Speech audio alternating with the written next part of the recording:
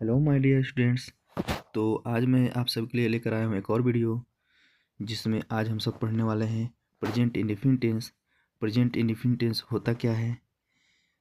तो आज का यह वीडियो इसी टॉपिक पर होने वाला है कि प्रेजेंट इंडेफिनिट टेंस होता क्या है। फिर इसमें हम पढ़ेंगे प्रेजेंट इंडेफिनिट टेंस के क्या रूल्स होते हैं, इसको कैसे बनाते हैं। तो आज का यह हमारा वीडियो इसी टॉपिक पे होने वाला है। तो आप सब अंत तक इस वीडियो में ज़रूर बने रहिएगा। और आज का यह सेशन बहुत ही ज़बरदस्त और शानदार होने वाला है। तो आइए हम सब बात करते हैं प्रेजेंट इंडेफिनिट टेंस होता क्या है। तो प्रेजेंट इंडेफिनिट का डिफिनीसन पहले देख लेते हैं कि प्रेजेंट इंडेफिनिट टेंस का डिफिनीसन क्या होता है। तो यहाँ पे इसका दिया है डेफिनीसन। प्रेजेंट इंडेफिनिट टेंस का डिफिनीसन दिया है कि ऐसे हिंदी वाक्य जिसके अंत में ता है, ती है, ते हैं, ताहूँ, ती हूँ, ते हूँ इत्यादि शब्द आवे। डिफिनीशन क्या कह रहा है कि ऐसे हिंदी वाक्य जिसके अंत में ता है, ती है, ते हैं, ताहूँ, ती हूँ, ते हूँ इत्यादि शब्द आवे, तो उसे अंग्रेजी में व्यक्त करने के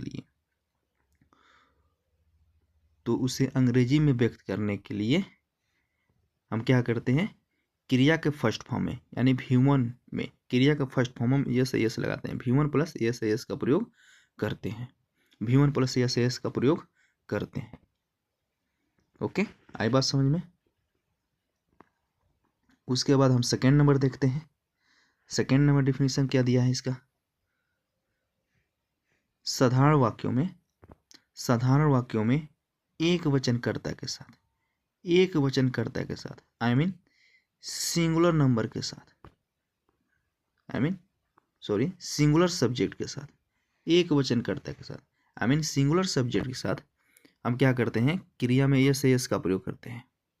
साधारण वाक्यों में एक वचनकर्ता के साथ आई मीन सिंगुलर सब्जेक्ट के साथ क्रिया में हम यस का प्रयोग करते हैं, जबकि बहुवचनकर्ता के साथ क्रिया में हम यस का प्रयोग नहीं करते हैं। क्या कह रहे हैं यहाँ पे कि साधारण वाक्यों में एक वचनकर्ता के साथ क्रिया में यस का प्रयोग करते हैं, जबकि बहुवचनकर्ता के साथ क्रिया में हम यस का प्रयोग नहीं करते हैं। हमारा थर्ड नंबर है। अब थर्ड नंबर देखते हैं। थर्ड नंबर क्या कह रहा है कि नकारात्मक वाक्यों में आई मीन निगेटिव सेंटेंस में, नकारात्मक वाक्यों में एक वचनकर्ता के साथ डज नॉट प्लस V1 का प्रयोग करते हैं। एक वचनकर्ता के साथ डज नॉट प्लस V1 का प्रयोग करते हैं, जबकि बहुवचनकर्ता के साथ डू नॉट प्लस V1 का प्रयोग करते हैं। थर्ड नंबर क्या कह रहा है हमारा कि नकारात्मक वाक्यों में एक वचनकर्ता के साथ डज नॉट प्लस V1 का प्रयोग करते हैं, जबकि बहुवचनकर्ता के साथ डू नॉट प्लस V1 का प्रयोग करते हैं। ओके, आई बात समझ में। आई होप मेरी बातें आप सबको समझ में आ रही होंगी। अगर कोई भी डाउट हो तो आप कमेंट सेक्शन में पूछ सकते हैं। उसके बाद आती है, अब बताता है कि हम प्रेजेंट इंडेफिनिट में जो भी सेंटेंस, जो भी वाक्य देता है उसको कैसे बनाएंगे। तो यहाँ पे सबसे पहले हम स्ट्रक्चर पढ़ेंगे सिंपल सेंटेंस का। यहाँ पे हम सबसे पहले स्ट्रक्चर पढ़ेंगे सिंपल सेंटेंस का कि सिंपल सेंटेंस होता क्या है। तो मैंने आप सबको पिछले क्लास में बता दिया है कि सिंपल सेंटेंस होता क्या है। मैंने आप सबको पिछले क्लास में बताया था कि सिंपल सेंटेंस होता क्या है, इसका डिफिनीशन बताया था। सिंपल सेंटेंस का डिफिनीशन क्या बताया था कि जब वाक्य से किसी काम के होने का पता चलता हो तो वह सिंपल सेंटेंस होता है। या आप नॉर्मली ऐसे भी बोल सकते हैं कि कोई भी वाक्य हो, अगर उसमें नहीं शब्द नहीं दिया हो, अगर उसमें नहीं शब्द न दिया हो तो वह सिंपल सेंटेंस होता है। जैसे तुम चाय पीते हो, राम एक किताब पढ़ता है, मैं गाना गाता हूँ, इस टाइप से बहुत सारे वाक्य हो सकते हैं। तो वो सब के सब आते हैं सिंपल सेंटेंस में। तो आइए हम यहाँ पे देखते हैं। तो यहाँ पे दिया है simple sentence, present indefinite tense का सिंपल सेंटेंस कैसे बनेगा। तो ये यहाँ पे उसका एक स्ट्रक्चर दिया है। सिंपल सेंटेंस का ये स्ट्रक्चर दिया है। स्ट्रक्चर क्या होता है कि स्ट्रक्चर मीन्स होता है रूल्स। जैसे आप सब मैथ का फॉर्मूला पढ़ते हैं, वैसे ये यहाँ पे प्रेजेंट इंडेफिनिट टेंस के सिंपल सेंटेंस का ये स्ट्रक्चर है, फॉर्मूला है। तो इस स्ट्रक्चर में सबसे पहले आएगा सब्जेक्ट, उसके बाद से वर्ब मीन्स क्रिया का फर्स्ट फॉर्म, और क्रिया का फर्स्ट फॉर्म हम एस का प्रयोग करते हैं। उसके बाद से ऑब्जेक्ट, उसके बाद से extra word. For the examples, आप एग्जाम्पल्स देख सकते हैं। तुम चाय पीते हो, तुम चाय पीते हो। राम एक किताब पढ़ता है। तो तुम चाय पीते हो, तो इसकी इंग्लिश क्या होगी? You take tea. कहने का मतलब क्या है कि यह कैसे बना है, हम स्ट्रक्चर में देखेंगे। हम इसके स्ट्रक्चर में देखेंगे कि स्ट्रक्चर में पूछा क्या है। तो स्ट्रक्चर में सबसे पहले क्या दिया है? सब्जेक्ट। तो हम क्या करेंगे, अब इस वाक्य में सब्जेक्ट ढूंढेंगे। तो इस वाक्य में सब्जेक्ट कौन है? तुम। कहने का मतलब है कि भाई चाय कौन पीता है? चाय कौन पीता है? तो तुम चाय पीते हो। तो यहाँ पे तुम्हारे द्वारा चाय पीने का काम हो रहा है ना, तो इसमें सब्जेक्ट क्या होगा? तुम होगा। तो यहाँ पे सब्जेक्ट तुम की इंग्लिश हो गई यू। उसके बाद से क्रिया है, भव है, क्रिया है। तो क्रिया यहाँ पे पीना, पीते हो। क्रिया यहाँ पे है पीना, पीते हो। तो जब भी चाय पीने की बात आए तो वहाँ पर हम पीने का इंग्लिश लिखते हैं टेक। वहाँ पे पीने का इंग्लिश हम लिखते हैं टेक। जब हम कोई भी काम धीरे धीरे करते हैं, जब हम कोई भी काम, याद रखिए, जब हम कोई भी काम धीरे धीरे करते हैं तो वहाँ पे टेक लिखते हैं, टेक। ओके। उसके बाद से दिया है क्रिया में यस यस का प्रयोग। यहाँ पे यस यस का प्रयोग नहीं होगा। यहाँ पे यस यस का प्रयोग इसलिए नहीं होगा क्योंकि यहाँ पे जो सब्जेक्ट है तुम ये बहुवचन में दिया है। किस में दिया है? बहुवचन में दिया है। बहुवचन दिया है, हमारा प्लूरल नंबर है, बहुवचन है, इसलिए यहाँ पे क्रिया में हम यस यस का प्रयोग नहीं करेंगे। उसके बाद से आता है ऑब्जेक्ट। ऑब्जेक्ट का मतलब होता है कर्म। ऑब्जेक्ट का मतलब होता है कर्म। तो हमारे द्वारा कौन सा कर्म हो रहा है? चाय पीने का। तो यहाँ पर चाय का हो गया टी। आई बात समझ में? यानी तुम चाय पीते हो, इसकी इंग्लिश हो गई यू टेक टी। उसी तरह एक और यहाँ पर वाक्य दिया है कि राम एक किताब पढ़ता है। राम एक किताब पढ़ता है। उसी तरह इसकी भी इंग्लिश बनाएंगे, रूल में चलेंगे, स्ट्रक्चर में चलेंगे। स्ट्रक्चर में सबसे पहले क्या दिया है? सब्जेक्ट। तो इस वाक्य में सब्जेक्ट क्या है? इस वाक्य में सब्जेक्ट क्या है? राम। तो पहले राम की इंग्लिश बना लेंगे, तो राम। उसके बाद से क्रिया दिया है, भव है, क्रिया। तो क्रिया क्या है यहाँ पे? पढ़ता है। क्रिया क्या है? पढ़ता है। क्रिया क्या है यहाँ पे? पढ़ना। हमारे द्वारा कौन सी क्रिया हो रही है? सॉरी, राम के द्वारा कौन सी क्रिया हो रही है? तो पढ़ने का क्रिया हो रही है। तो ये पढ़ना क्या है? क्रिया है। तो पढ़ना की इंग्लिश हो गया रीड। पढ़ना का इंग्लिश हो गया रीड। अब यहाँ पर क्या दिया है? क्रिया में यस यस का प्रयोग दिया है। तो यहाँ पे हम क्या करेंगे? यस का प्रयोग करेंगे। यहाँ पे हम क्या करेंगे? यस का प्रयोग करेंगे। यस का प्रयोग क्यों करेंगे? क्योंकि राम क्या है? सिंगुलर है, एक वचन है, इसलिए यहाँ पे क्रिया में हम यस यस का प्रयोग करेंगे। उसके बाद ऑब्जेक्ट दिया है क्या? एक किताब। तो एक किताब की इंग्लिश हो गया ए बुक। आई बात समझ में? आई होप, मैं आशा करता हूँ, उम्मीद करता हूँ कि मेरी बातें आप सबको समझ में आ रही होंगी।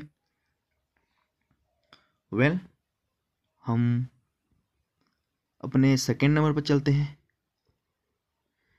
सेकंड नंबर में चलते हैं। तो सेकंड नंबर का स्ट्रक्चर, सॉरी, सेकंड नंबर दिया क्या है? तो हमारा सेकंड नंबर दिया है निगेटिव सेंटेंस। सेकंड नंबर दिया है निगेटिव सेंटेंस।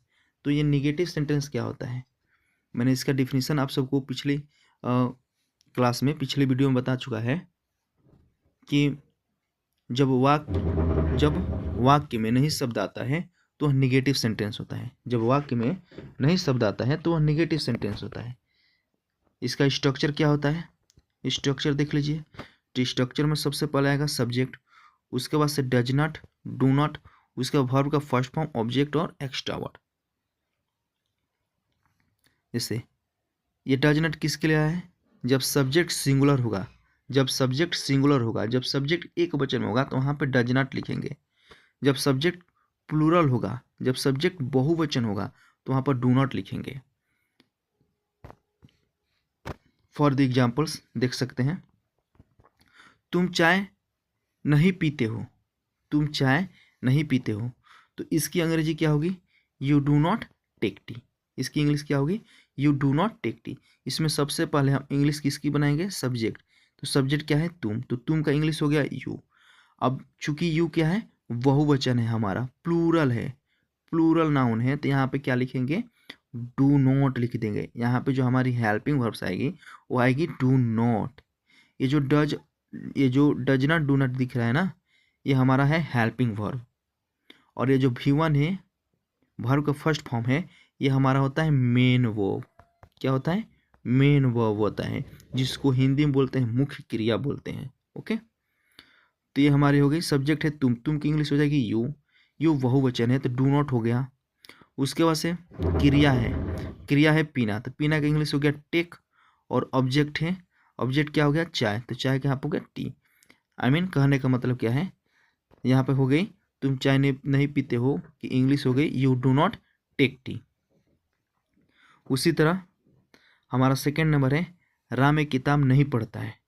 राम एक किताब नहीं पढ़ता है, राम एक किताब नहीं पढ़ता है, तो इसकी इंग्लिश क्या होगी Ram does not read a book. Ram does not read a book. यहाँ पर डज नॉट क्यों लगा है, क्योंकि राम क्या है सिंगुलर है, एक वचन में है, इसलिए यहाँ पे हम जो हेल्पिंग वर्ब है हम डज नॉट लगाए हैं। उम्मीद करता हूँ कि मेरी बातें आप सबको समझ में आ रही होंगी। अगर कोई भी प्रॉब्लम हो, कोई भी समस्या हो, तो आप कमेंट सेक्शन में पूछ सकते हैं। तो आइए हम तीसरे नंबर पर चलते हैं। तीसरा नंबर दिया है हमारा इंट्रोगेटिव ए, जिसको हम बोलते हैं यस और नो टाइप क्वेश्चन। जिसको हम क्या बोलते हैं यस और नो टाइप क्वेश्चन। ग्रामर के आप बुक में देखेंगे तो वहाँ पे यस और नो टाइप क्वेश्चन ही देता है।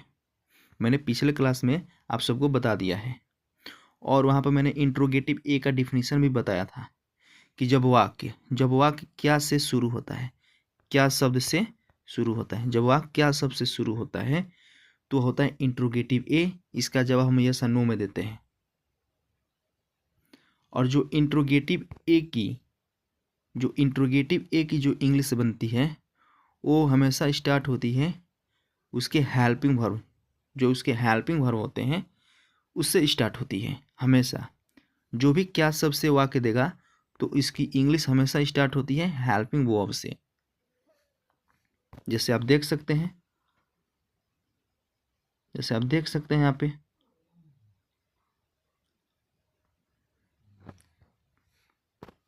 क्या तुम चाय पीते हो, क्या तुम चाय पीते हो।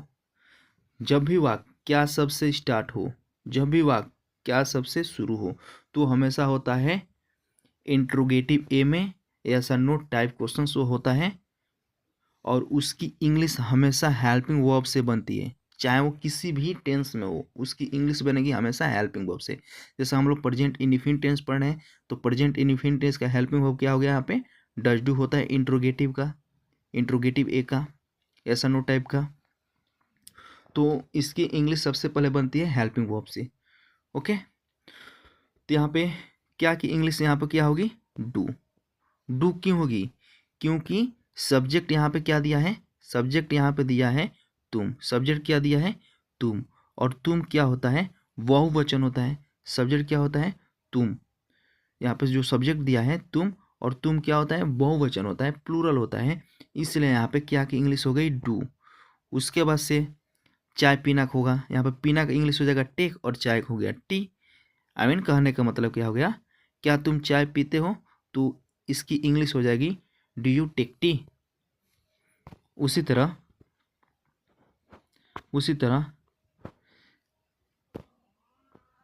क्या राम एक किताब पढ़ता है, उसी तरह क्या राम एक किताब पढ़ता है। तो यहाँ पे सबसे पहले क्या की इंग्लिश बनाएंगे, तो यहाँ पे क्या की इंग्लिश क्या होगा, यहाँ पे डज होगा, सॉरी मिस्टेक हो गया, यहाँ पे डज होगा, यहाँ पे डज होगा, यहाँ पे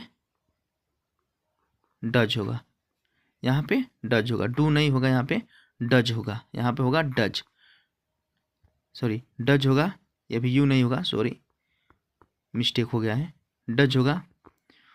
उसके बाद से सब्जेक्ट क्या है राम, सब्जेक्ट क्या है राम, इसलिए यहाँ पर क्या की इंग्लिश क्या होगी डज। क्यों, क्योंकि राम क्या है सिंगुलर है, एक वचन में, इसलिए यहाँ पे हो गया does. Does Ram read a book, does Ram read a book, क्या राम एक किताब पढ़ता है। उम्मीद करता हूँ कि मेरी बातें आप सबको समझ में आ रही होंगी। 4th नंबर पर चलते हैं। तो 4th नंबर क्या दिया है, इंट्रोगेटिव निगेटिव है। अब हम सब क्या पढ़ेंगे, इंट्रोगेटिव का निगेटिव पढ़ेंगे। इंट्रोगेटिव का निगेटिव, तो मैंने इसका डिफिनीशन बता दिया था आप सबको पिछले क्लास में कि क्या सबसे प्रारंभ और बीच में कहीं भी नहीं शब्द आवे, क्या सबसे प्रारंभ और बीच में कहीं भी नहीं शब्द आवे, तो हमारा होता है इंट्रोगेटिव निगेटिव ए। वो हमारा क्या होता है, इंट्रोगेटिव निगेटिव ए होता है। जैसे एग्जाम्पल्स में, क्या तुम चाय नहीं पीते हो, तो इसकी इंग्लिश क्या बनेगी। सबसे पहले यहाँ पे क्या की इंग्लिश क्या होगी, डू। यहाँ पे क्या की इंग्लिश क्या होगी, डू। डू क्यों होगी, क्योंकि यहाँ पे जो सब्जेक्ट दिया है तुम, या क्या है, प्लूरल है, बहुवचन है, इसलिए यहाँ पे क्या की इंग्लिश हो जाएगी, क्या की इंग्लिश हो जाएगी डू। उसके बाद से तुम की इंग्लिश हो गई यू। उसके बाद से सब्जेक्ट के पास यहाँ पे दिया है नॉट। देखिए, हम हमेशा जब भी इंट्रोगेटिव में निगेटिव आता है, तो वहाँ पे हम सब्जेक्ट के बाद ही नोट लगाते हैं। जब भी इंट्रोगेटिव में निगेटिव आता है, तो वहाँ पे हम सब्जेक्ट के बाद ही नोट लिखते हैं। ओके, तो यहाँ पे यू के बाद हो गया नोट। उसके बाद चाय पीना हो जाएगा टेक टी, यानी इसकी इंग्लिश क्या हो जाएगी, do you not take tea, क्या तुम चाय नहीं पीते हो। उसी तरह, क्या राम एक किताब नहीं पढ़ता है,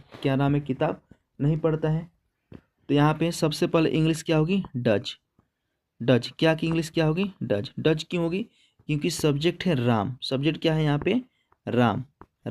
और राम क्या होता है, एक वचन में होता है, नाम है। जितने भी नाम आते हैं, चाहे वो मेरा नाम हो, तुम्हारा नाम हो, इसका नाम, उसका नाम, किसी का भी नेम हो, इस दुनिया में किसी का भी नेम हो, नेम हमेशा सिंगुलर में आते हैं, तो उसके साथ यहाँ पे लगता है डज। उसके बाद सब्जेक्ट है राम। अब सब्जेक्ट के बाद से क्या है, नॉट, यहाँ पे नॉट लगा दिए। उसके बाद से वर्ब है क्रिया, तो क्रिया क्या है, पढ़ना, तो पढ़ना के इंग्लिश हो गया रीड, और ऑब्जेक्ट क्या हो गया, ए बुक। यानी इन सब की इंग्लिश क्या हो गई, does Ram not a book, क्या राम एक किताब नहीं पढ़ता है। उम्मीद करता हूँ कि मेरी बातें आप सबको समझ में आ रही होंगी। अब हम चलते हैं अपने 5th नंबर पे, और 5th नंबर क्या दिया है, इंट्रोगेटिव बी, जिसको हम बोलते हैं WH वर्ड सेंटेंस। बुक्स में दिया होता है, ग्रामर के बुक्स में आप देखेंगे तो वहाँ पर दिया होता है WH वर्ड सेंटेंस। तो इसका स्ट्रक्चर देखते हैं सबसे पहले। तो इसका स्ट्रक्चर क्या है, होता है, सबसे पहले होता है WH वर्ड होता है। उसके बाद से हेल्पिंग वर्ब, जो सहायक क्रिया है, इसमें डज डू हैं, वो होते हैं। उसके बाद से सब्जेक्ट, उसके बाद से वर्ब का फर्स्ट फॉर्म, उसके बाद से ऑब्जेक्ट, उसके बाद से एक्स्ट्रा वर्ड। अब यहाँ पे फॉर द एग्जाम्पल में देख लेते हैं कि तुम चाय क्यों पीते हो। यहाँ पे क्यों की जगह ये क्यों क्या है हमारा, ये यहाँ पे क्यों क्या है हमारा, WH वर्ड है। यहाँ पे क्यों क्या है हमारा, यहाँ पे जो क्यों दिया है, ये हमारा क्यों WH वर्ड है। तो स्ट्रक्चर में जो पहले देगा उसकी इंग्लिश हम पहले बनाएंगे। स्ट्रक्चर में सबसे पहले दिया है WH वर्ड, तो इस वाक्य में अब WH वर्ड ढूंढेंगे, क्या है, क्यों दिया है। इस क्यों की इंग्लिश पहले बनाएंगे, तो क्यों की इंग्लिश क्या हो गई, वाई। वाई। उसके बाद से डज डू दिया है, तो अब इस डज डू में से किसी एक का प्रयोग करेंगे, तो यहाँ पे डू होगा। डू क्यों होगा, क्योंकि सब्जेक्ट क्या है, तुम, और तुम क्या है, बहुवचन है, इसलिए यहाँ पे डू होगा। और सब्जेक्ट यू, और चाय पीना होगा टेक टी। यानी इसकी इंग्लिश क्या होगी, तुम चाय क्यों पीते हो, इसकी इंग्लिश हो जाएगी why do you take tea, तुम चाय क्यों पीते हो। इस क्यों के जगह पे और भी बहुत सारे WH वर्ड हैं, हमारे प्रश्नवाचक शब्द हैं, जैसे कैसे, कहाँ, कब, कितना, कितनी, ऐसे बहुत सारे हमारे WH वर्ड हैं। तो यहाँ पे कोई भी एक प्रश्नवाचक शब्द दे देगा, और जो प्रश्नवाचक शब्द देगा उसकी इंग्लिश हम सबसे पहले बनाएंगे। उसके बाद से दिया है हमारा, एक और दिया है कि राम एक किताब कब पढ़ता है, क्या दे दिया, कब पढ़ता है। तो स्ट्रक्चर में क्या पूछा है, सबसे पहले इंग्लिश किसकी बनाएंगे, WH वर्ड की। तो यहाँ पे WH वर्ड कौन है, कब है, तो इस कब की इंग्लिश हम पहले बनाएंगे। तो कब का इंग्लिश क्या हो जाएगा, व्हेन हो गया, व्हेन।